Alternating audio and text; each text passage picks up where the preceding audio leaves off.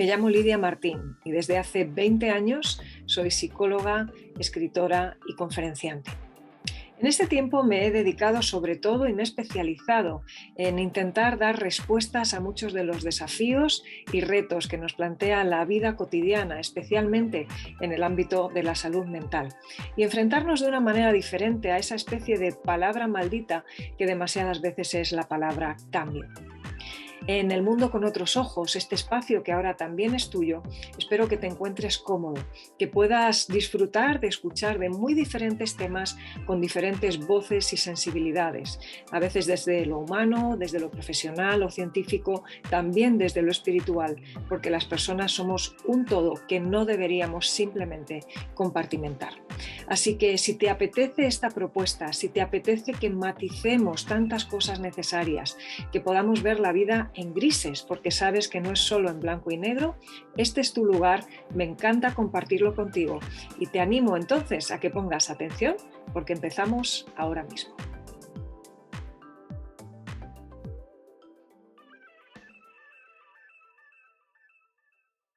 Bienvenido al episodio 17 del Mundo con otros ojos. Hoy quiero hablarte de un método bastante seguro para tomar decisiones. Estábamos hablando en el episodio anterior lo importante que era no paralizarnos ante las nuevas situaciones, ante los cambios, que nos hablan de que tenemos que tomar decisiones porque no podemos seguir como estamos, pero que podemos caer en los dos extremos. A veces se cae en el exceso de impulsividad y en otras ocasiones en el inmovilismo. Un exceso de urgencia puede traernos complicaciones, evidentemente, pero una falta de esa urgencia también nos deja bloqueados y no es de lo que se trata. En esos momentos, más que liderar el cambio, lo que estamos haciendo es quedarnos a remolque, lastrados por nuestra propia imprecisión a la hora de tomar decisiones. Y es cierto que en muchas ocasiones lo que nos falta es un cierto método, un cierto protocolo a la hora de tomar decisiones. Así que eso es exactamente lo que quiero hacer en este episodio de hoy. Quiero exponerte que la toma de decisiones en realidad es un arte a dominar. Y cuando hablamos de arte, quiero trasladar la idea sobre todo de que es algo que requiere perfeccionamiento. De hecho, quiero que lo veas de esa forma. Los que toman buenas decisiones, precisamente lo que han hecho es perfeccionarse en ese arte de examinar los componentes, de ver qué es lo que está sucediendo alrededor y tomar esa serie de pasos, seguir ese protocolo que les lleva a una buena decisión. Vamos a estar pensando también qué es eso de una buena decisión, porque esto no significa lo mismo para todo el mundo y en una época posmoderna como la que vivimos, para mucha gente el hecho de tomar una buena decisión sería pues una que le beneficie a él y ya está, ¿no? Muchas decisiones que se consideran por algunas personas buenas realmente son decisiones profundamente egoístas. Parece que si una decisión les beneficia a ellos, aunque perjudique al resto, en ese caso está siendo suficientemente buena como para pasar su criba. Pero claro, ahí tenemos que ser, creo, un poquito más rígidos con el tipo de criba a la que sometemos a nuestras decisiones, porque creo que con los últimos años, en los últimos años nos hemos ido haciendo bastante laxos en ese sentido. Mencionaba la época posmoderna porque si te fijas, muchos de nuestros valores son valores que tienen que ver sobre todo con cuestiones de tipo individualista, materialista, hedonista.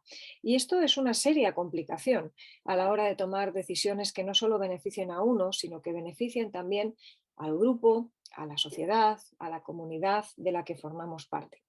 Cuando yo te esté hablando entonces hoy de buenas decisiones, no voy a estar pensando en decisiones egoístas o que solo te puedan beneficiar a ti o que solo me beneficien a mí cuando me toca a mí tomar las decisiones. Voy a estar planteándote las decisiones inteligentes, las decisiones buenas, como decisiones que minimizan los riesgos y los perjuicios no solamente para mí mismo, sino también pensando en el grueso al que pertenezco, en la familia a la que pertenezco, la pareja a la que pertenezco, el grupo social, quizá la comunidad y esos otros ámbitos sociales en los que nos movemos, que son muchos, porque al fin y al cabo las personas somos seres sociales, somos seres gregarios que nos desarrollamos en buena parte también comunicándonos e interrelacionándonos con otras personas y no solo con nosotros mismos. Dejando aparte este pequeño eh, intervalo en el que me paraba, paréntesis en el que me paraba para hablarte de esos valores que a veces nos pueden despistar de lo que significa tomar o no una buena decisión o a qué consideramos una buena decisión, déjame que vuelva a esa idea de protocolo de la que te hablaba antes.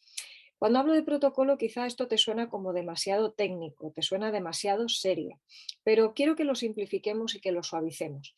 Lo que te voy a proponer es una sugerencia de método, simplemente unos cuantos pasos que puedes seguir para asegurarte de que las decisiones que estás tomando puedan ser buenas decisiones y que puedan tener unas ciertas garantías de éxito. Cuando hablo de garantías, voy a abrir un nuevo paréntesis, no me refiero a que si lo hacemos así, seguro todo nos va a salir como nosotros queremos. La visión que las personas tienen de éxito a veces es bastante sui generis, también es una visión muy posmoderna. No, lo que queremos decir con esto es que el método en sí mismo da las máximas garantías de éxito porque hace todo lo que hay que hacer para acercarnos el máximo posible a una decisión bien tomada. Pero por supuesto, seguir este método no significa que de repente tengamos bajo control todos los demás condicionantes, circunstancias que pueden alterar el resultado de esa decisión. ¿Cuántas veces nosotros tomamos una decisión sobre algo y simplemente algo pasa que, a pesar de que era una buena decisión, el resultado no termina siendo lo que nosotros esperábamos? Pongamos el ejemplo del estudiante. Imagina una persona que ese estudiante se va a enfrentar a un examen y, a la hora de tomar las decisiones, pues efectivamente hace lo que hay que hacer.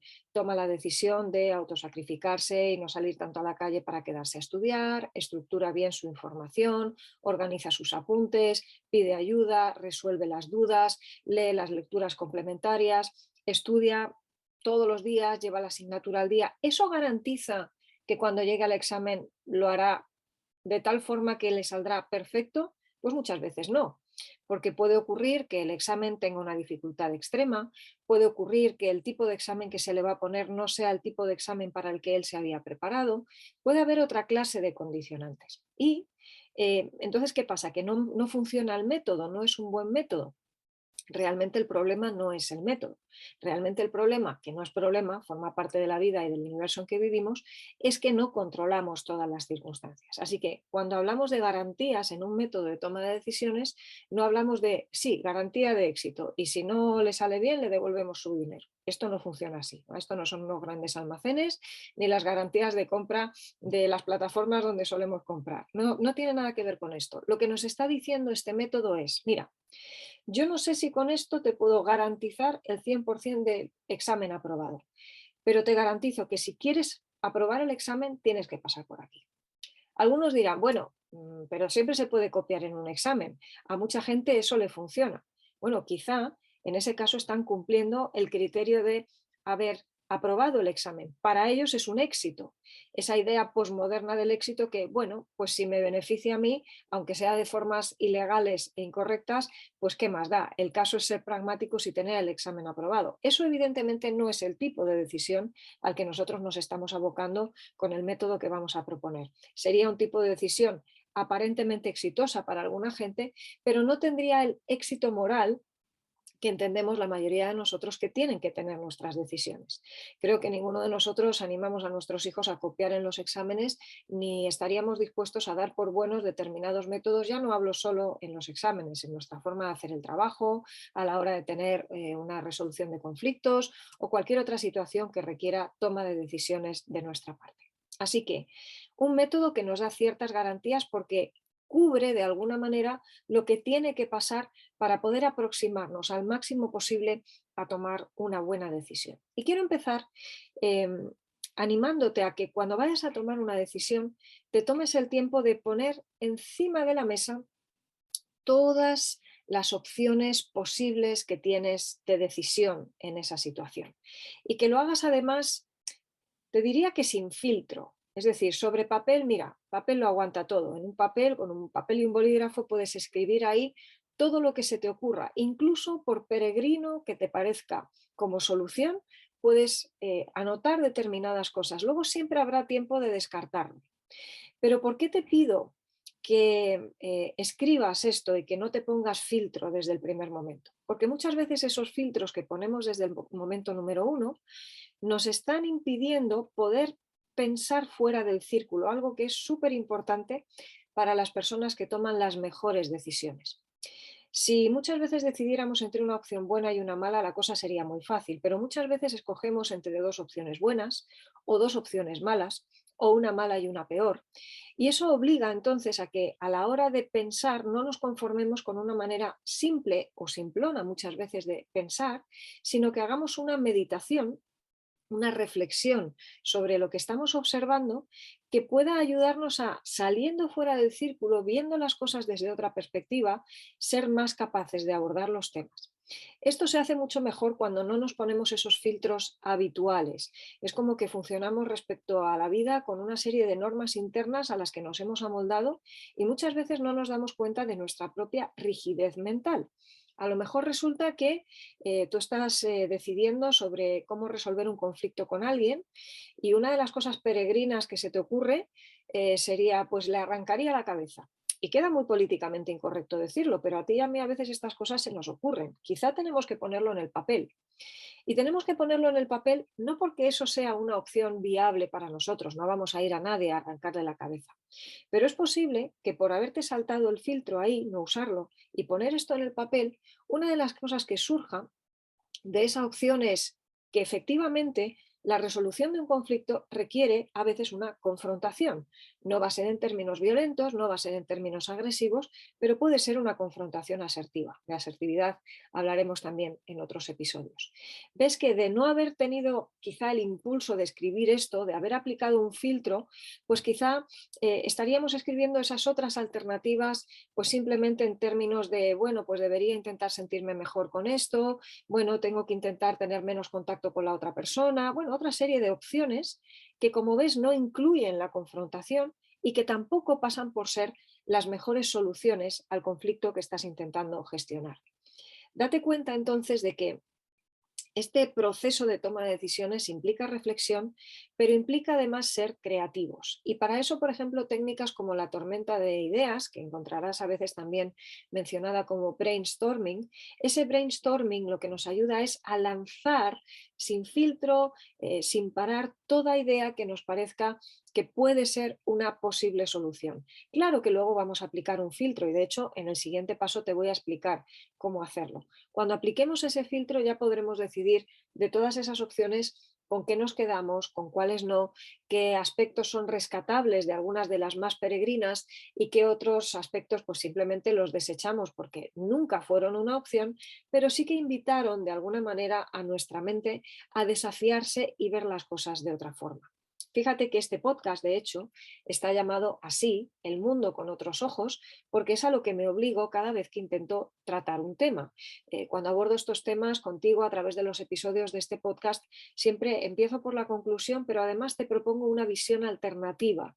En este caso, empecé hablándote, por ejemplo, de cómo la toma de decisiones es un arte a dominar y la visión que te proponía es, oye, los que toman buenas decisiones se han perfeccionado en ese arte de revisar, reflexionar y llegar a conclusiones. Así que ves que el asunto de pensar fuera del círculo no es una cuestión menor, es lo que creo hace la gran diferencia entre gente que toma simplemente buenas decisiones o gente que toma decisiones absolutamente increíbles, que marcan una diferencia no solo para ellos, sino también para el entorno en el que se mueven. Imagina que ya tienes una gran lista después de esa tormenta de ideas, de propuestas, cosas que te has dicho, que algunas parecen rarísimas, pero que ahí están, las tienes en esa recopilación y ahora llega el momento efectivamente de hacer una selección, de pasarlas por un tamiz, pasarlas por un filtro. ¿Cuál va a ser ese filtro? ¿Cómo hacemos esa comparación? Yo suelo hacer una propuesta práctica y es que puedas evaluar cada una de estas cuestiones en una escala que vaya de -3 a +3, pasando por 0. Es decir, -3, -2, -1, 0, +1, +2, +3. ¿Esto cómo lo vamos a hacer de manera práctica? Imagínate que hemos puesto esa alternativa de ir y arrancarle la cabeza a la persona con la que tenemos el conflicto, ¿vale? Evidentemente tú vas a analizar esa opción y vas a decir, vamos a ver, esta para mí es una opción neutra, lo cual representaría el 0, es una opción viable en cuanto a positiva, tiene muchas ventajas. ¿Cuáles serían las ventajas de esta opción? Y ahí vamos a recoger una serie de ventajas y una serie de desventajas. Las ventajas aparecerán en números positivos y tú las vas a evaluar cuantificándolas en +1, +2 o +3, dependiendo de cuán buena te parece esa ventaja. Las desventajas te van a quedar cuantificadas en términos negativos, -1, -2 o -3, según lo malas que sean. El -3 sería la peor opción posible, las peores desventajas posibles. Y al final, para cada una de esas alternativas, si te das cuenta, lo que te van a salir son un número de ventajas y desventajas que tienen asignado un numerito que tú vas a poder sumar al final, positivos con negativos, al final te va a dar un número que será en sí mismo positivo o negativo también y que te va a dar un poco la pista de si esa alternativa es buena o es mala. Evidentemente, una alternativa como la que te acabo de dar, revisando sus posibilidades en ventajas y desventajas, te saldría negativa. Eso sí, algún elemento positivo tendría, porque a lo mejor en comparación con otras, lo que incluye es ese elemento de confrontación que te decía, que posiblemente otras de las alternativas que has puesto no incluían.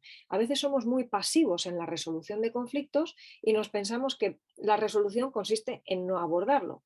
Lejos de ser así, fíjate que esta opción, la de arrancarle la cabeza de un mordisco a la otra persona, no es la mejor opción, pero incluye el elemento confrontación. Y eso posiblemente ha salido como una ventaja, algo positivo en esa valoración que has hecho. ¿Te va a salir negativa en definitiva? Sin duda, te va a salir negativa. Pero fíjate que tendrás que descubrir cómo hay algún elemento positivo en medio de ella. Cuando hayas hecho esto con todas las alternativas que tienes recogidas, viendo ventajas y desventajas de cada una y asignándoles un número, vas a poder comparar de una manera muy sencilla cuáles son las mejores y cuáles no tanto. De las mejores, vas a ver cuáles de esos aspectos puedes llevar a la práctica. Incluso te voy a pedir y te voy a animar a que al seleccionar compongas soluciones híbridas que vengan dadas a través de las mejores ventajas de varias opciones buenas. Como te decía en otro episodio del podcast, no todas las opciones desde luego van a ser las mejores, pero sí que puede haber muchas opciones buenas. Y algunas de ellas tienen aspectos que otras no tienen. Podríamos buscar una solución híbrida que reúna el máximo de esas opciones positivas, ventajas que hemos encontrado, sin ser de manera pura cada una de las alternativas, sino haciendo una composición, una combinación de varias de ellas, y la respuesta es que sí. Ahí es donde te voy a animar a que seas de nuevo creativo y a que no desprecies las ventajas que mostraron algunas de las malas opciones, las que han salido al final con un número negativo. Si tienen algún elemento positivo, ese puede ser rescatable y te lo puedes llevar a esa nueva composición que vas a hacer a través de las ventajas de varias de esas opciones de la tormenta de ideas. Estamos llegando al final del proceso y cuando uno ya se ha compuesto esa mejor opción a base de ese híbrido, o cuando uno simplemente escoge la que tiene mayor puntuación, toca llevarla a cabo, pero el proceso no termina ahí. Tiene un elemento más que no quiero dejar en el tintero y quiero poner delante de ti, y es el hecho de que nos toca evaluar, revisar si esa opción que hemos escogido realmente nos está llevando al punto donde queríamos ir. Sabremos que ha sido una buena decisión porque trae beneficios, porque nos ayuda a conseguir objetivos, porque estamos pudiendo cumplirlos en base a esa decisión que hemos tomado. Esas decisiones evaluadas nos van a marcar si estamos yendo por el camino correcto, pero además nos van a ayudar a ir afinando cada vez más ese proceso de toma de decisiones y afinar también la opción que hemos escogido. Escogemos una opción que nos parece buenísima, pero nos damos cuenta a través de la evaluación de que puede ser mejorable. Y claro que te voy a invitar a esto siempre. Me invito a mí también a que seamos autocríticos, a que sepamos revisar, porque de una opción buena podemos alcanzar una mejor cuando la vamos puliendo. Y además, quiero cerrar con un asunto que creo que especialmente tenemos que retener ante estas cosas, y es lo siguiente. Algunas personas se fustigan a sí mismas pensando: yo no sé tomar decisiones, es que hay gente que se le da súper bien, es que hay gente que lo hace automático, volado. Cuando la gente a veces, por ejemplo, en la consulta me dice: bueno, es que tú tienes una facilidad para tomar decisiones, o yo te explico algo y rápidamente ves qué es lo que hay que hacer.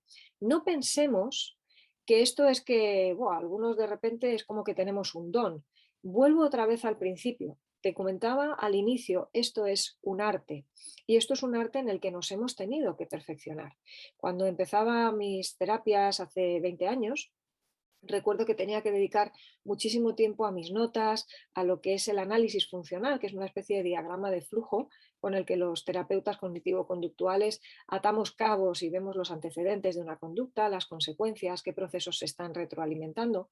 Y yo recuerdo que le tenía que dedicar mucho tiempo porque no tenía la suficiente práctica. Hoy en día no es que no haga el análisis funcional, lo hago, pero lo hago en mi cabeza o lo hago con unas poquitas notas. De alguna manera he podido ir retirando el andamiaje que a lo largo de los años me ha tenido que ir acompañando, pero que se ha ido haciendo cada vez más innecesario porque la construcción del edificio ha ido tomando forma. Y esto es lo que te quiero animar a ver de cara al proceso de toma de decisiones y al arte que supone el perfeccionarse en él. Quiero hacerlo además cerrando con una cita de Stuart Park en su libro La fe del carbonero. Él en este caso está citando a un filósofo alemán, Georg Wilhelm Friedrich Hegel, que vivió entre el siglo XVIII y primera parte del XIX, y dice algo así sobre este asunto de la simplicidad y sobre todo para que no nos frustremos cuando creemos que la simplicidad es algo que alcanzan otros, la automatización es algo que alcanzan otros, pero que está alejado de nosotros o que es imposible para nosotros. No es así, se trata de practicar. Te lo pongo de la siguiente manera. Dice, lo simple, considerado como carácter de lo bello, es un resultado. No se llega a ello sino después de haber pasado por múltiples formas intermedias. Es preciso haber triunfado de la multiplicidad, de la variedad, de la confusión. La simplicidad consiste entonces en ocultar, en borrar en esta victoria todos los preparativos y andamiajes anteriores, de modo que la libre belleza parezca surgir sin obstáculo, como un chorro de agua. Sucede en esto como en las maneras de un hombre bien educado, quien en todo lo que hace y dice se muestra simple, libre y natural. Cualidades que parece poseer por un don de la naturaleza y que son, sin embargo, el fruto de una educación perfecta. ¿Cómo no te voy a animar a seguir método, a que no te desanimes, por otra parte, por el hecho de tener que seguirlo, de utilizarlo? Para eso están los andamios, vamos a practicarlo, vamos a entrenarlo y lo que quiero es animarte a que no dejes de hacerlo, a que no te quedes por el camino simplemente porque te faltaba método o porque pienses que el método es demasiado complicado. Ya ves que está a nuestro alcance, nos va a ayudar en nuestra toma de decisiones. Así que lo mejor que te puedo decir en este momento es feliz toma de decisiones. Espero que te haya gustado este episodio, que lo hayas encontrado útil y te animo a que no te pierdas ninguno de los que están por llegar. Te voy a invitar también a que puedas visitar mi página web www.lidiamartin.com y que te suscribas para estar atento a todas las novedades. Esa es la plataforma desde la que vas a poder acceder a mucho contenido gratuito, mis publicaciones, muchos descargables, también clases, acceso a mis redes sociales. Te animo a que puedas seguirme allí, puedas estar al tanto de todas las cosas nuevas que voy aportándote, que creo son contenido de valor y que luego podrás aplicar a tu vida cotidiana, a tu día a día. Esto es una reunión de expertos, no te olvides. Quizá yo soy experta en comportamiento, ¿de acuerdo? Pero tú eres el verdadero experto en tu vida, el que sabes qué cosas van a convenirte más, qué cosas te van a resultar más útiles. Así que no te pierdas ninguna de ellas y te veo en el próximo episodio de El Mundo con Otros Ojos.